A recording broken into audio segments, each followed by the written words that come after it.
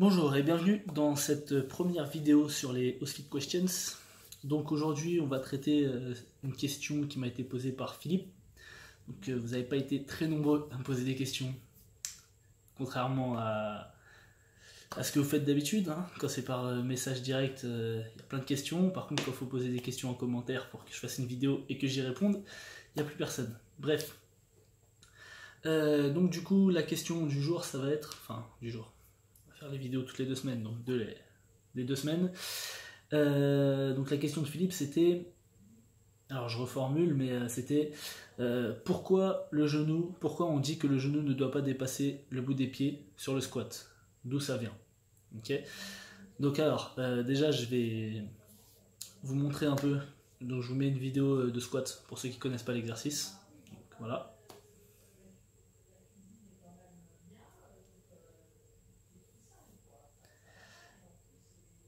Donc ça vient, pour le pourquoi, d'où ça vient d'une étude de l'université de Duke en 1978, donc ça fait 40 ans maintenant, qui démontrait que les forces de cisaillement sur le genou, donc en gros en français plus courant, que la pression qu'on met sur le genou était plus élevée lorsqu'on laissait les genoux avancer que lorsqu'on les laissait dans le prolongement des pieds. Donc du coup cette étude déjà elle est assez vieille et puis c'est la seule étude qu'on prenait en référence, donc qui a créé ce mythe de ne pas avancer les genoux. Le problème c'est que cette étude elle dit pas tout. Donc depuis il y a eu d'autres études qui ont été faites, notamment en 2003 une étude de Fry qui montre que donc en effet les forces de cisaillement sur le genou étaient plus élevées lorsqu'on avançait les genoux. Donc eux ils ont mis des nombres là-dessus, donc ça passait de 117 à 150 Nm en termes de force de cisaillement sur les genoux. Le problème c'est qu'ils ont aussi mesuré les forces de cisaillement au niveau de la hanche. Et là, donc, ça passait de 28 quand on avançait les genoux à 302 Nm quand on gardait les genoux dans le prolongement des orteils. Donc certes, il y a, on va dire, 50 Newtons de plus, donc c'est à peu près, si on prend de la base, à peu près 50% d'augmentation. Là, il y a plus de 1000% d'augmentation de la force, donc de la pression qu'on met sur la hanche.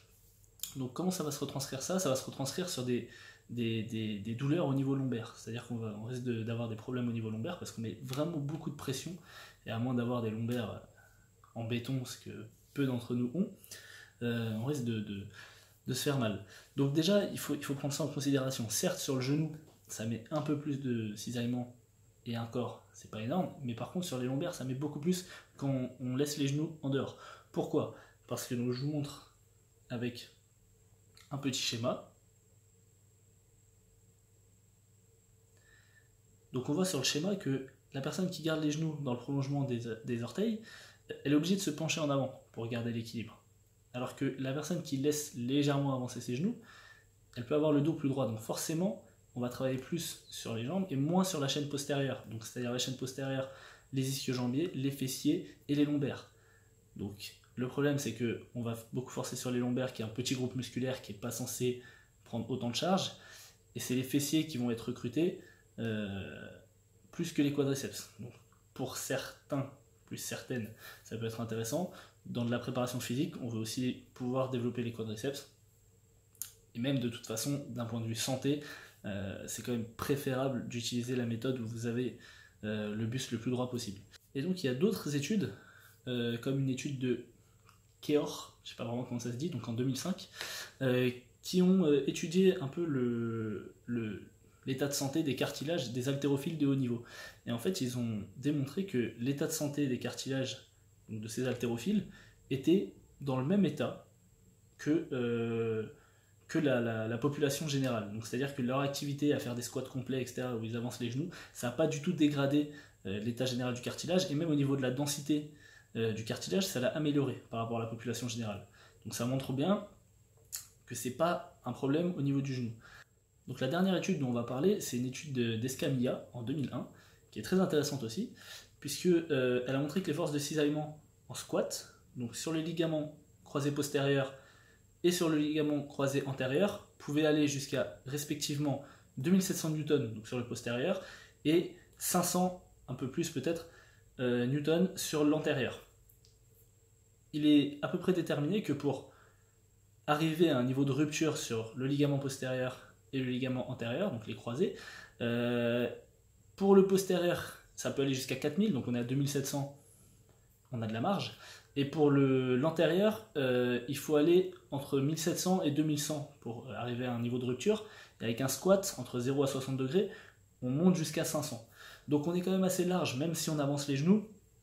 Au niveau des forces de cisaillement, il y a quand même très peu de risques. Donc pour conclure, il faut savoir que avancer les genoux sur le squat, c'est pas un problème. Il faut savoir bien faire son squat. Il vaut mieux avancer légèrement les genoux plutôt que de se pencher complètement en avant, mettre ses lombaires en position de faiblesse et faire le dos rond et se péter le dos. Ça, c'est quelque chose qu'il faut savoir. Il faut connaître ses priorités dans le corps humain. Et il faut savoir quels sont les muscles qui sont capables de tenir et quels sont les muscles qui sont capables de lâcher. D'accord ?